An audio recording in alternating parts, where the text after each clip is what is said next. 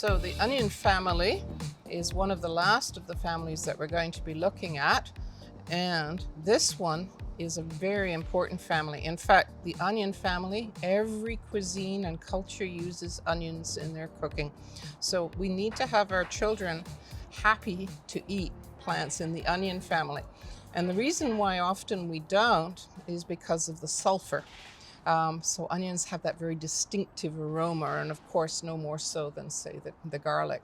So in the onion family, we have our onion.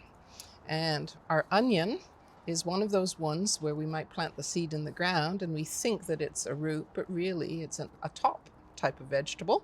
And we are eating the leaves. So a common onion is an excellent choice for our children to be looking and examining what an onion looks like. In the same family, we have the leeks, and these are the tall guys, skinny, with a distinct aroma of leek, and think potato leek soup. The next one in this family are all of our bunching onions, or green onions as they call them, and we're eating the leaves and part of the stem, of course.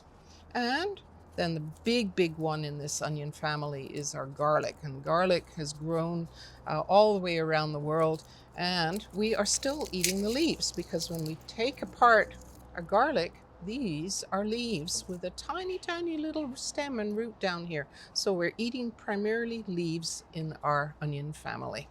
So I encourage you to give, in particular, the green onions, which are the mildest for our children to start to eat. But if they're up to it, they could eat part of the leek, and they can certainly eat part of the onion if they choose. But I would recommend that you don't give them fresh garlic to eat. It will cause them to cry.